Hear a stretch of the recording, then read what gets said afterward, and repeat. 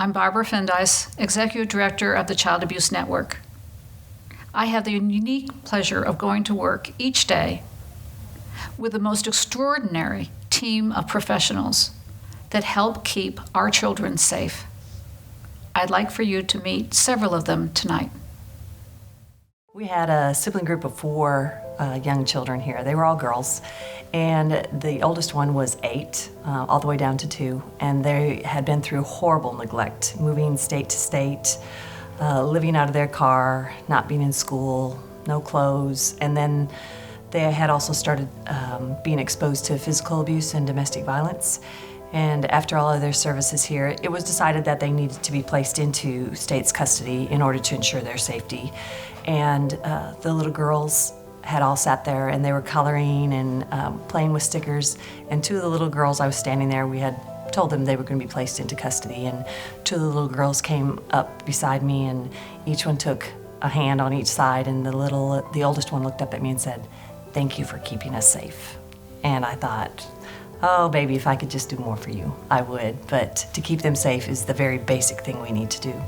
I would say a really gratifying moment for me was after a removal for children with concerns for physical abuse and neglect. I had to place children away from home about 2 hours, and it was 11 o'clock at night. They're tired, I'm tired.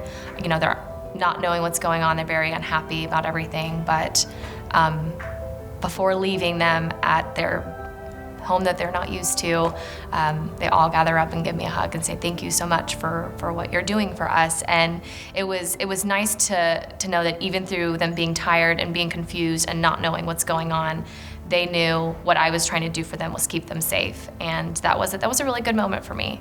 Before we had a center, such as the Children's Advocacy Center with the Child Abuse Network being here, children would be taken all over town and exposed to multiple different agencies.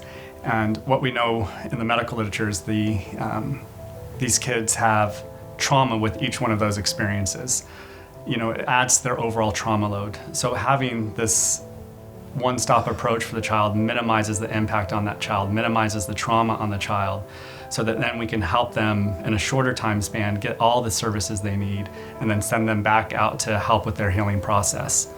So for me, that's a huge part of why we have the center and why the team members are all involved in the center. I recently handled a case where a little boy was, by his father and stepmother, he was bound. His hands were bound above his head and his feet were bound so that he wouldn't be able to move as they repeatedly, horrifically abused him.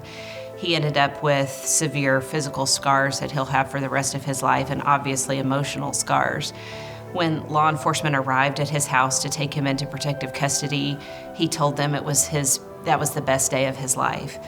He was brought here for a forensic interview. He was then given a medical exam. I filed criminal charges, and then of course we went through the whole process together. We just had the sentencing hearing. Both of the individuals involved are now in prison for a very long time. And after it was over, he gave me a long hug and he told me that he would never forget me and he would never forget all of the people who helped him. And I will in turn never forget him. If we didn't have CAN, the police department would just act as the police. We would show up, we would get one section of it. That child would have to tell their story to us. They would have to tell their story to, DHS. They'd have to tell their story to the doctors. They'd have to tell the story to forensic interviewers. They'd have to tell their story numerous times. They'd have to go to numerous different places, and they would have to, be traumatized over and over and over again. A lot of times, these children, they have chaos in their life. No matter what the abuse is or what the allegation is, chaos is almost always in their life. There's instability and they are just, chaotic. There's no routine. They don't know what to expect next. They don't know what's gonna be the response. And this place is different. This place is organized. This place is all here, and everybody that's here is here to help. And no matter what face they see or what role they are, we are all willing to get on the floor and play with those kids. We're all willing to go get food. We're all willing to do whatever role we need to do to make sure those kids' needs are met. And that allows us to serve as a team. And without this place, we wouldn't be able to do that. I mean, they'd be sitting in my patrol car instead of being here, a place that they could rest, a place that they can watch a movie, a place that feels more like a home. I think this is the most important dollars that you could possibly spend. So although we're the people on the front lines who are dealing with this on a daily basis, we absolutely could not do that without the funding and without the support. And so everyone who is involved in funding and supporting this center is part of the process and part of bringing hope and joy and justice to these kids, and we thank you so very much.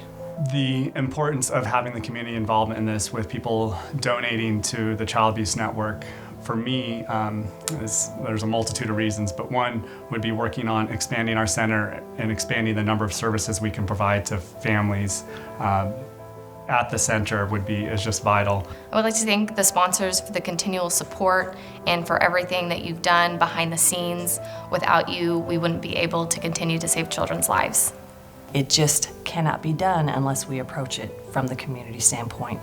So a thank you does not seem enough, but it is what we can give back to you, that thank you and that acknowledgement that you are also a part of keeping children safe within the Tulsa community.